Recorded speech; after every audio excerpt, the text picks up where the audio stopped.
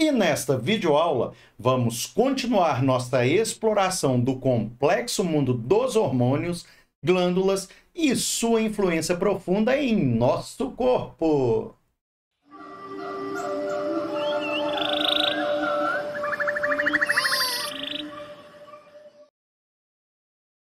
Olá, sejam muito bem-vindos a mais uma videoaula. Mas antes de iniciarmos, lembre-se de deixar aquele like, se inscrever no canal e ativar o sino de notificações, além de nos seguir no Instagram e Facebook, ok?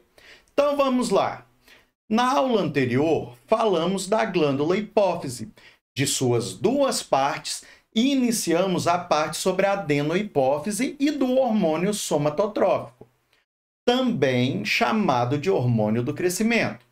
E hoje vamos continuar falando sobre os hormônios produzidos e secretados por essa região chamada de adenohipófise, ok? E vamos iniciar falando sobre o hormônio tireotrófico, ou TSH, também chamado de tireotrofina. Esse hormônio estimula a glândula tireoide a produzir seus hormônios, isto é, estimula a produção dos hormônios tireoidianos, indispensáveis ao perfeito desenvolvimento físico e mental das pessoas. O outro hormônio que vamos falar é o hormônio adrenocorticotrófico, ou ACTH, também conhecido como adrenocorticotrofina. Ele estimula o córtex, que é a parte periférica das glândulas suprarrenais, ou também chamadas de glândulas adrenais.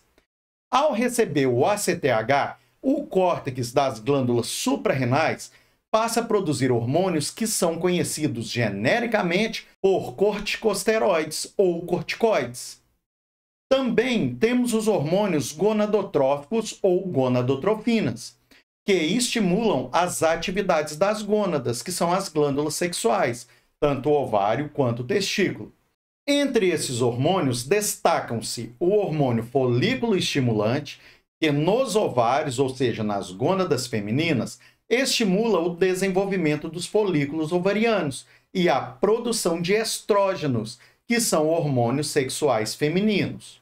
Nos testículos, que são as gônadas masculinas, o FSH estimula a espermatogênese, isto é, a formação dos espermatozoides, que são os gametas masculinos. O hormônio luteinizante, nos ovários, promove a ovulação, ou seja, a liberação do óvulo, e atua no corpo lúteo, ou corpo amarelo, estimulando a produção de progesterona, que é um hormônio sexual feminino. Nos testículos, o LH estimula a produção de testosterona, que é o hormônio sexual masculino, pelas chamadas células intersticiais de Leydig. Por isso, no sexo masculino, o LH também pode ser chamado de hormônio estimulante das células intersticiais, o ICSH. Anota aí! E você sabia que nem todos os órgãos que secretam hormônios ou substâncias semelhantes a hormônios fazem parte do sistema endócrino? Se você já sabia dessa informação, me conta aí nos comentários. Mas se você não sabia disso, fica comigo até o final deste vídeo que vou te contar quais órgãos são esses e quais tipos de hormônios e substâncias eles produzem, ok? Bem, o outro hormônio produzido pela adenohipófise é o hormônio lactogênio ou prolactina. Ele atua sinergicamente com outros hormônios, como a progesterona e os estrógenos. A prolactina promove o crescimento e o funcionamento das glândulas mamárias, estimulando-as a produzir leite.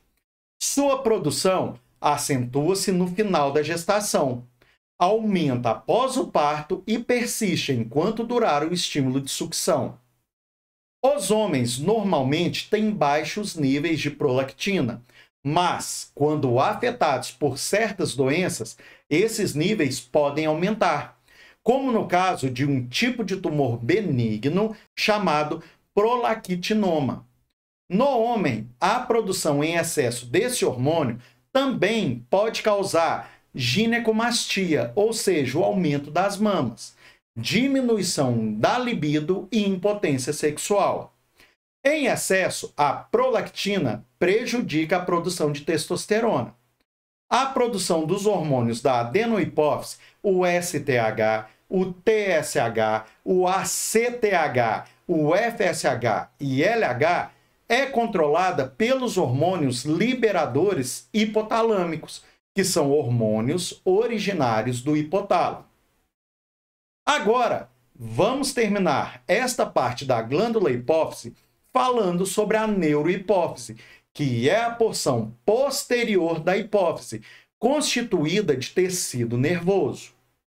Essa porção não produz hormônios, apenas armazena e libera na corrente sanguínea os hormônios de origem hipotalâmica, que são os hormônios produzidos no hipotálamo.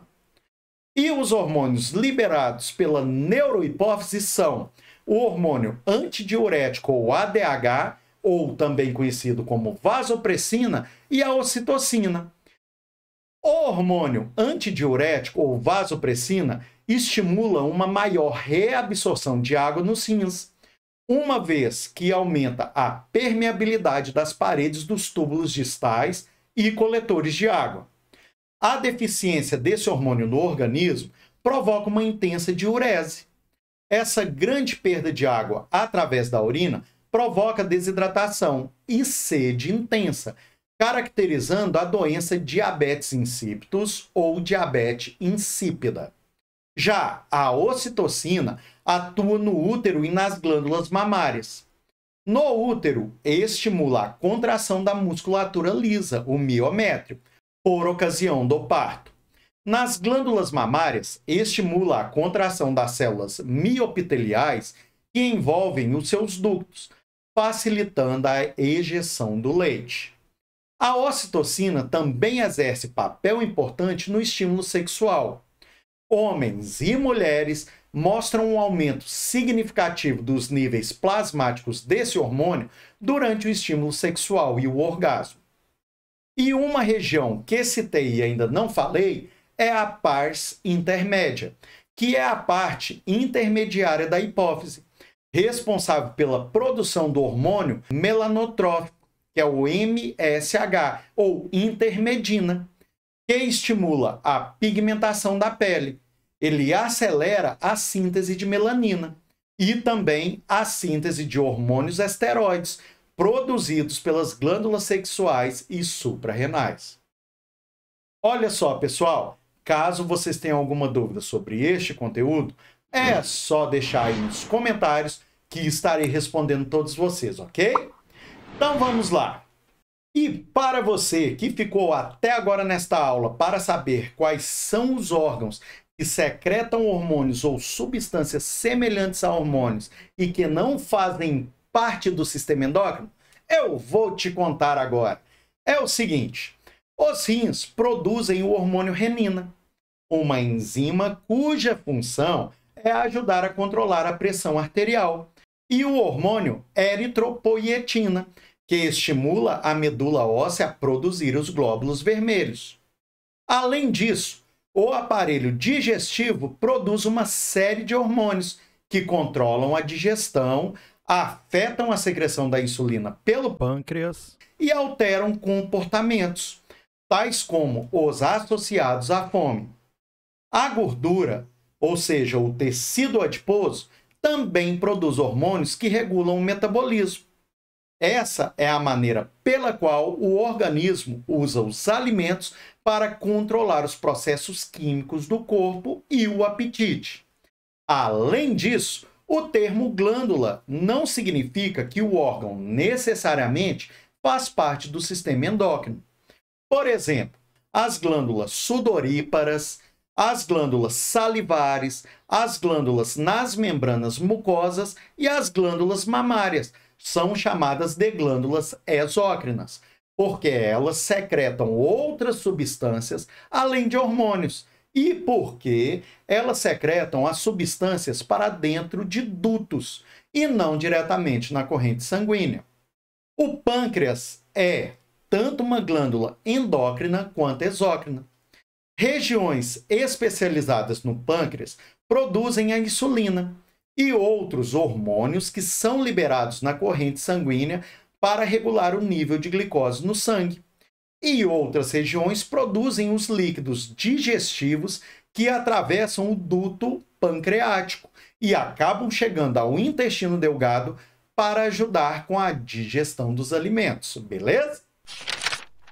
Bem, pessoal, espero que vocês tenham gostado desta videoaula e não se esqueçam de assinar nossa lista de presença com aquele like, ok? E vamos ficar por aqui deixando um spoiler da nossa próxima aula, onde vamos continuar nossas aulas sobre o sistema endócrino, falando sobre outras glândulas. Obrigado a você que assistiu esse vídeo até o fim. Um grande abraço a todos, fiquem com Deus e até a nossa próxima videoaula. Tchau, tchau!